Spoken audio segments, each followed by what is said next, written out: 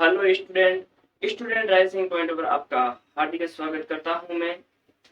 आज हमारे मध्य हिमालय के बारे में पढ़ने के लिए जा रहे हैं। इससे पहले हमने हिमालय की उत्पत्ति और हिमालय की कुछ प्रमुख श्रेणियों के नाम और हिमालय के हमने जैसे प्रथम श्रेणी भी हमने पूरी पढ़ ली थी, जिसका नाम था महान हिमालय, कह सकते हो ग्रेट हिमालय या कह सकते हो हिमाद्री। हमने इनके बारे में हमने खूब चर्चा की थी। अगर वो वीडियो अगर आपने नहीं देखे हैं पूरे, तो इन्हें जरूर जाके देखना, ताकि आपको ये वीडियो आसानी से समझ में आए और आसानी से इसे पढ़ सकते हो। ओके, अगर आपने हमारे चैनल को लाइक और सब्सक्राइब नहीं किया है तो वो जरूर करना। चलो, आपको पढ़ने से पहले थोड़ा पीछे का बताता हूँ कि हमने क्या पढ़ा था, क्योंकि देखो रिवीजन है ना, सबसे बेस्ट होता है। रिवीजन के बिना अगर हम पढ़ते हैं तो हमारा पढ़ना व्यर्थ है, अगर हमें पता नहीं होता है कि हमने पिछले बार क्या पढ़ा था। ताकि क्या है कि जो भी चीजें पढ़ रहे हैं उसे कन्वर्ट कर सकते हैं। देखो, पिछले लेक्चरों में जैसा कि हमने सर्वप्रथम हिमालय की उत्पत्ति के बारे में देखा, और पहले बार हमने हिमालय का भाग देखा था। ध्यान रखना, हिमालय की उत्पत्ति हमने पोपर का सिद्धांत देखा था, जरूर पढ़ना, बहुत ही अच्छा है। और उसी को हमने एक शॉर्ट वीडियो के माध्यम से समझाया है। देखो, पोपर के सिद्धांत को मैंने बारीकी से पढ़ा था। ओके, आप पढ़ लेना, बहुत ही शानदार और आसान भाषा में मैंने बताया था, और 3D के माध्यम से भी बताया हुआ है मेरे शॉर्ट वीडियो के अंदर। हमने इनके बारे में पूरे एक एक डिटेल के बारे में हम डिटेल से पढ़े थे, हर चीज को बारीकी से पढ़ते गए थे। ऐसे नहीं कि हमने बिल्कुल ऊपर से पढ़ते गए।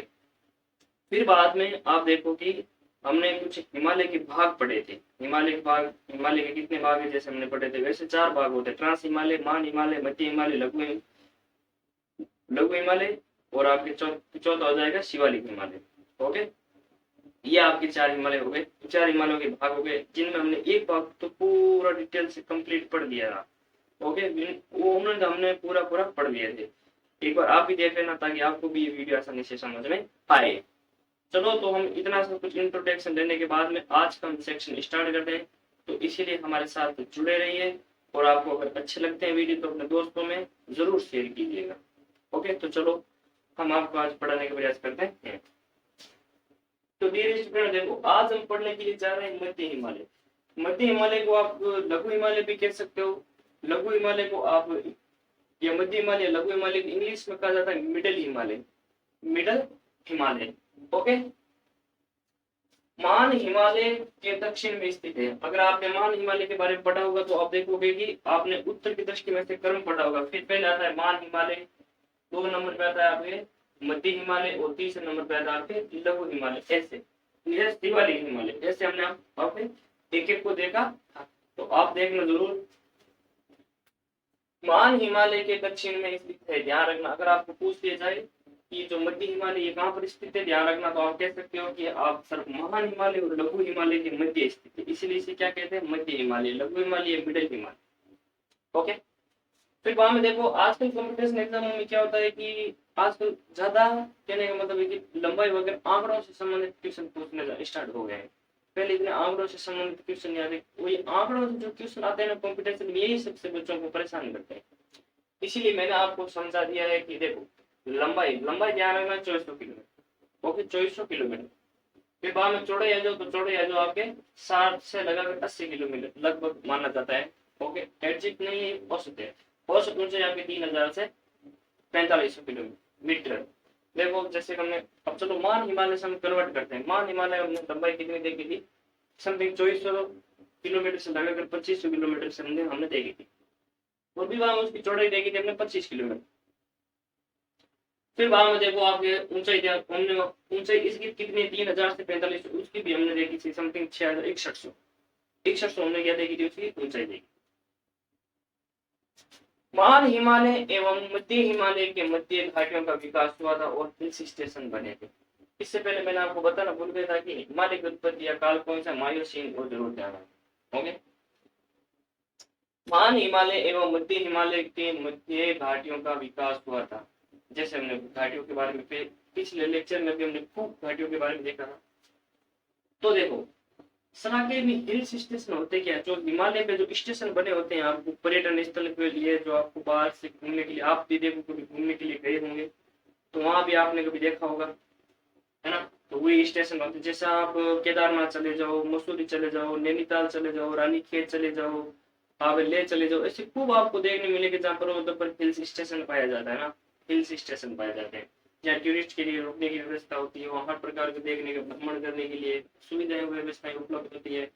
ओके, देखो फिर बाद में देखो आप मध्य हिमालय का, मध्य हिमालय को ध्यान रखना, मध्य हिमालय को अलग अलग प्रदेशों में भिन्न नामों से जाना जाता है। आप भी देख लो, आपको भी ननियाल जाओगे तो अलग नाम से जाना जाता है, अपने घर जाओगे तो अलग नाम से जाना जाता है, अपने जो मोहल्ला होता है वहां पर अलग नाम से जाना जाता है ना। इसी तरीके से ध्यान रखना, इसके भी आपको अलग अलग प्रदेशों के नाम, अलग अलग प्रदेशों में अलग अलग नाम है, जैसे कह सकते हो कि राज्यों में अलग अलग नाम है ना। मध्य हिमालय को अलग अलग प्रदेशों में अलग अलग नाम है, जैसे उत्तराखंड में इसे नागा टिब्बा और मसूरी कहते हैं। आपने कोई मसूरी का भी नाम सुना होगा, बहुत ही प्रसिद्ध है, जो यूपीएससी स्टूडेंट के लिए वहां पर बनाई जाती है ना। मसूरी और नागा टिब्बा नेपाल है, नेपाल के अंदर इसको क्या कहते हैं, महाभारत। वो महाभारत, हाँ उसी के आधार में रखा जो हमारे ग्रंथ है महाभारत है ना। महाभारत और सिक्किम, महाभारत ओके। अब देखो सिक्किम, सिक्किम में इसको कहते हैं दार्जिलिंग, दार्जिलिंग। वैसे पूछा जाता है कि दार्जिलिंग की पहाड़ियां कहाँ पाई जाती है, तो दार्जिलिंग की पहाड़ी सिक्किम में पाई जाती है। फिर वहां में देखो जम्मू कश्मीर में तो कुछ नहीं किया, पीर पंजाल कहते हैं, क्या कहते हैं, पीर पंजाल, ध्यान रखना। फिर वहां में हिमाचल प्रदेश, तो वहां पर क्या है, धौलागिरी। ओके, वहां पर क्या है, धौलागिरी, ध्यान रखना। अगर देखो आपको अगर जम्मू कश्मीर के अंदर याद नहीं हो तो मैं आपको बता देता हूँ, पीर पंजाल, पीर पंजाल। ओके, पीर पंजाल। आप तो पीर किसे कहते हैं, मुसलमानों को कहते हैं ना, पीर पीर पीर तो समथिंग समथिंग मुसलमानों को कहते हैं, आपको वैसे भी आपको पता है ना। तो इसलिए पता है कि जम्मू कश्मीर पाकिस्तान के नजदीक और पाकिस्तान वाले अधिकार बता रहे, तो पीर कहाँ पर रहते हैं, जहाँ अगर आप चले गए तो वो आपको पंजों के अंदर बांध देंगे, इसलिए वहां पर पीर है ना जो आपको पंजों के अंदर बांध लेंगे, ध्यान रखना। तो आपको ये मैं आशा करता हूँ कि यहाँ पर है ना, पीर पंजाल। पीर पंजाल के बारे में थोड़ा सा डिटेल से देखते हैं क्या है पीर पंजाल के बारे में। ये है लघु हिमालय की सबसे लंबी श्रेणी मानी जाती है, सबसे लघु हिमालय की सबसे लंबी श्रेणी मानी जाती है। आप तो पहले इस चीज को नोट जरूर रखें।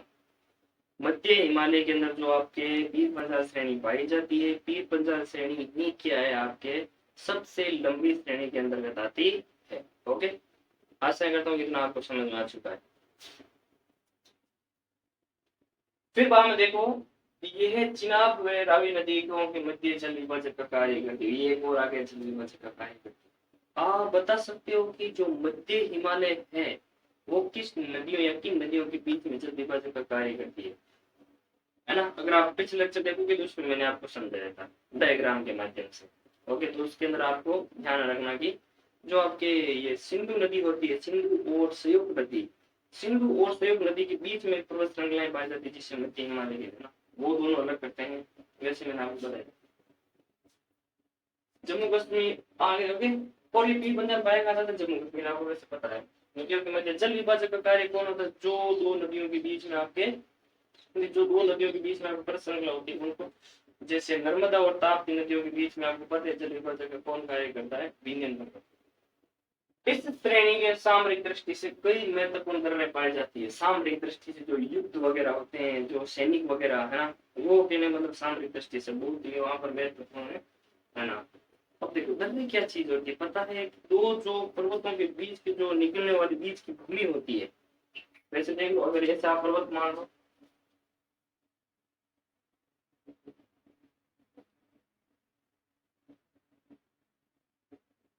ये देखो बीच में निकलने की रास्ता, दो पर्वतों के बीच में जो निकलने का रास्ता तो उससे दर्रा कहते हैं, ध्यान रखना। इतना आपको समझ आ गया होगा, आशा करता हूँ।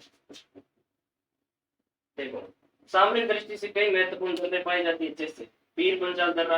अब पीर पंजाल दर्रा किन किन के मध्य में जोड़ती है ना, एक पर्वत के उस साइड स्थान है और एक पर्वत के इस साइड स्थान है। ओके, ध्यान रखना। देखो आपको अगर कभी भी पूछ दे कि जो पीर पंजाल दर्रा है वो किन किन मध्यों को जोड़ती, एक राजौरी और एक पुंछ। राजौरी और पुंछ दो एकदम स्थान है, जो एक पर्वत के उस साइड है और एक दूसरे पर्वत इस साइड है। तो ध्यान रखना, इनके जो बीच के मध्य का जो रास्ता है, जो जो दर्रा है, क्या कहते हैं, पीर पंजाल दर्रा कहते हैं।